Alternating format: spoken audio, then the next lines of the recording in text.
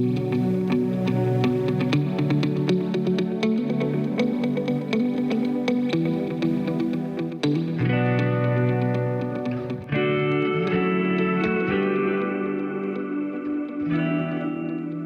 does success even look like for you?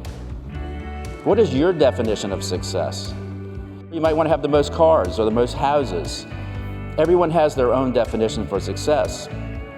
The trouble comes when you start to adopt someone else's definition of success.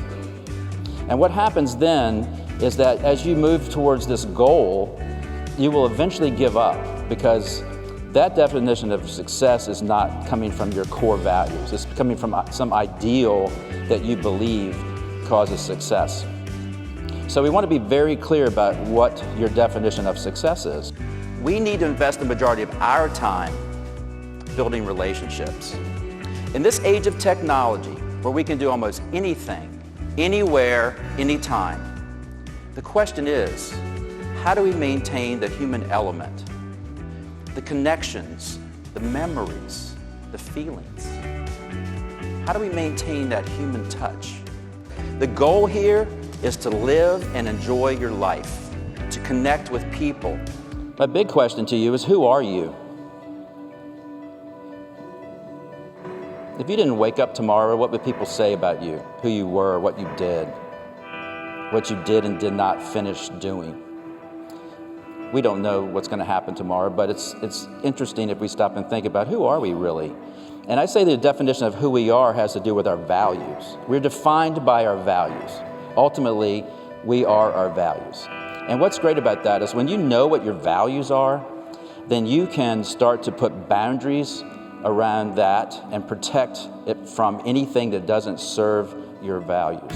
Value is what you bring. You are the value, and your value proposition has to offer something more than these freebies or just price or product. If you would just go home and you would just write down 3 or 4 words, things that you bring to the table, and they're not going to be anything tangible, okay? They're going to be values. I bring value through this, this, and this. 25 years or so ago, I went to a coaching program, and one of the byproducts of that was I set 5 large life goals. And these have pretty much governed my entire life up to this point. The first one was I wanted to stay married to my wife for my entire life. But I wanted that because my parents were divorced, and it was a horrible thing for them to go through, and it was a horrible thing for me to go through, and I did not want to experience that. That was a value that I held very high, that I did not want to experience that, and I didn't want my children to go through it. The other thing, and second goal, was that I wanted to educate my kids all the way through college, because I didn't get to finish college. I had 2 fantastic years. The third goal was that I wanted to be fit and healthy through my old age.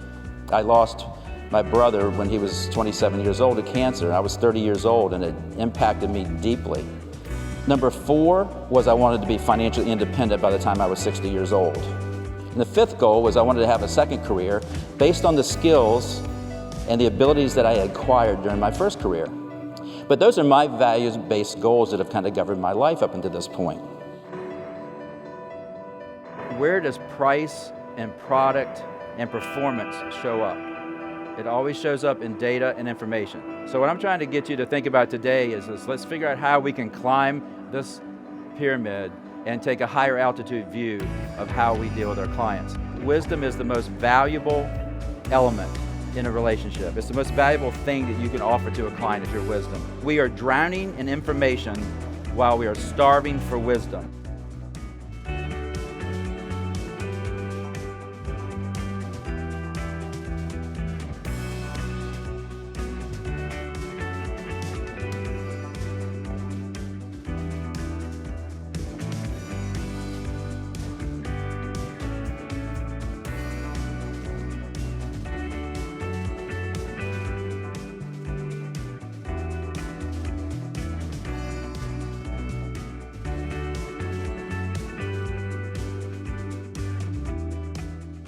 So once we set our goals, we know who we are, we know our values, we set some boundaries around that, we know what we want and why we want it. No matter what happens to you in life or what has happened to you in your life, you get to choose your response. And you can always change everything about everything.